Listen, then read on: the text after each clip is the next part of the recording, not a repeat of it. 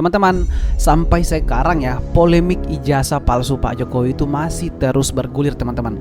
Nah, yang menjadi pertanyaan para rakyat 62 adalah kenapa Pak Jokowi sampai sekarang belum menunjukkan ijazah aslinya ke publik.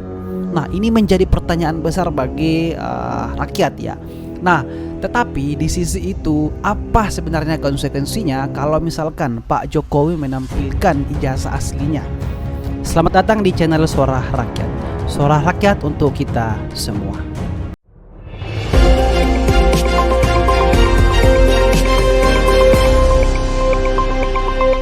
Apakah orang-orang yang menggugat itu akan langsung dipenjara atau seperti apa? Atau malah justru Pak Jokowi belum mau menunjukkan ijazah aslinya agar ada sesuatu yang akan ingin dia saksikan sendiri atau masyarakat ingin melihat sendiri di balik semua polemik ijazah palsu Pak Jokowi ini. Nah, oke teman-teman, biar teman-teman semua tidak bingung dan masih tetap meminta agar Pak Jokowi menunjukkan ijazahnya, kita tonton video ini teman-teman. Karena di sini ternyata ini alasan Pak Jokowi mengapa belum bisa menunjukkan ijazah aslinya ke publik teman-teman. Nah, karena sebenarnya ya kalau kita pikir ya, ketika Pak Jokowi menunjukkan ijazah aslinya ada dua kemungkinan. Nah, kalau misalkan Pak Jokowi menunjukkan sekarang ijazahnya itu asli, maka nantinya orang-orang yang akan menggugat ini pasti akan terjerumus ke dalam penjara teman-teman. Kenapa? Karena itu kan sebenarnya menuduh ya. Oke. Kemudian yang kedua, kalau misalkan palsu, rakyat akan menerima konsekuensinya.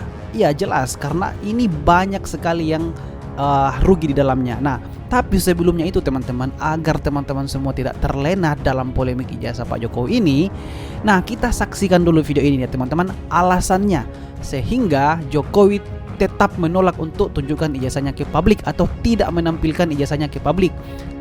Kami tim kuasa hukum Bapak Joko Widodo ya secara tegas menolak untuk memenuhi atas tuntutan tersebut ya, dengan alasan bahwa penggugat ini tidak memiliki legal standing, tidak memiliki untuk mengajukan tuntutan hak terkait dengan adanya persoalan yang saat ini disengketakan.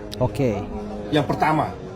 Kemudian yang kedua, ya, perlu kami sampaikan bahwa setiap orang itu berhak atas perlindungan diri pribadi, keluarga, kehormatan, martabat dan harta benda yang di bawah kekuasaannya, serta berhak atas rasa aman dan perlindungan dari ancaman ketakutan untuk berbuat atau tidak berbuat sesuatu yang merupakan hak asasi.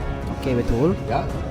Selain itu di dalam Universal Declaration of Human Rights itu sendiri juga dinyatakan bahwa tidak seorang pun boleh diganggu urusan pribadinya, keluarganya, rumah tangganya, atau hubungan surat menyuratnya dengan semena-mena.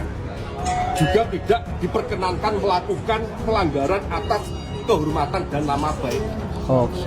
Jadi kesimpulannya apa yang menjadi tuntutan penggugat, baik yang diuraikan di dalam surat gugatannya maupun yang diajukan di dalam resume mediasi, ini menimbulkan dampak merugikan terhadap kepentingan klien saya Bapak Insinyur Hadi Joko Widodo.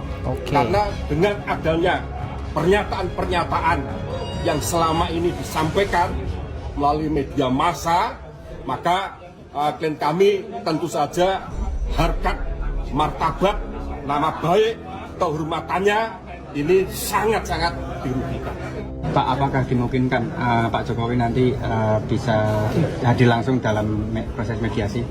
Untuk sementara saya belum bisa memastikan, akan tapi setidak-tidaknya beliau selain memberikan kuasa untuk mewakili kepentingan hukum di dalam pokok perkara, saya juga telah menerima surat kuasa untuk mewakili dalam proses mediasi.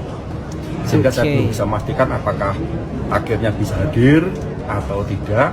Akan tapi tidak-tidaknya untuk mengantisipasi ya, seandainya tidak bisa hadir, saya berhak untuk mewakili kepentingan beliau karena sudah adanya kuasa yang sah. Secara prinsip bisa ya Pak ya untuk mediasi. Oh, bisa.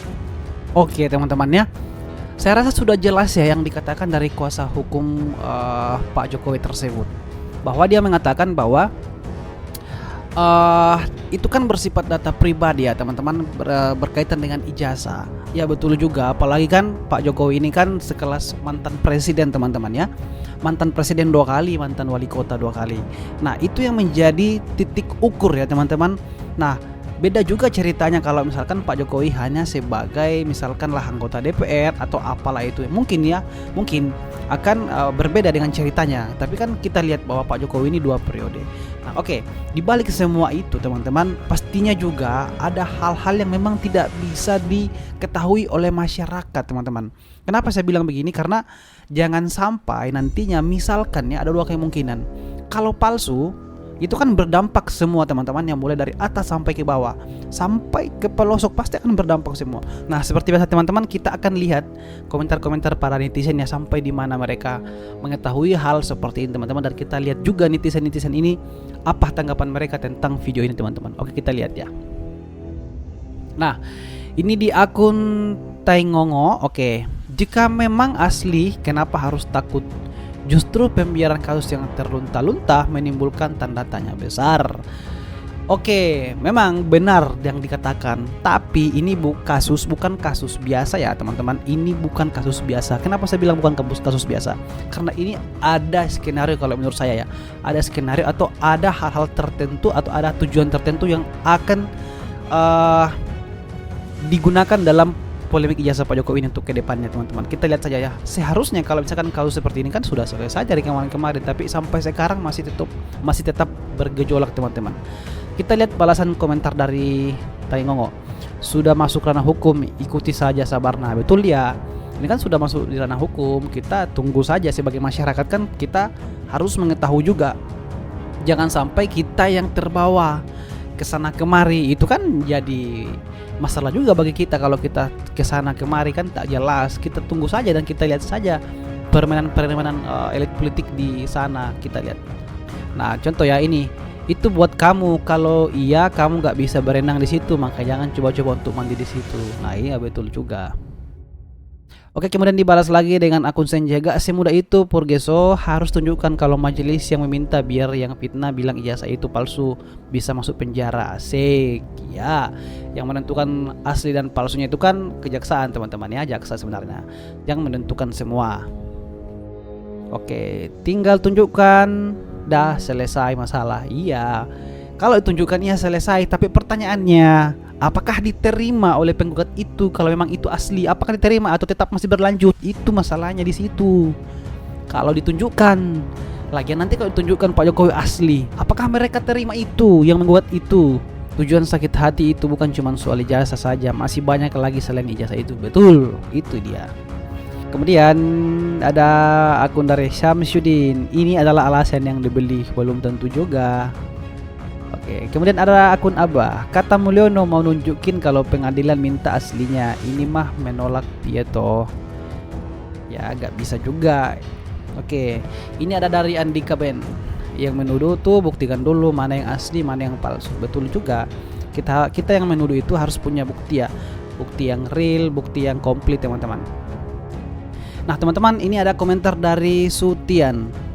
Kalau Jokowi tidak jadi presiden, apa pedulinya rakyat ingin melihat ijazah Jokowi? Nah, tapi karena jadi presiden maka rakyat perlu tahu, karena syarat jadi presiden itu harus punya ijazah. Ya memang betul dari kata netizen Sutian, memang seperti itu. Komentar dari Sutian ini ya bagus juga ya. Tapi sebenarnya pada saat pendaftaran pertama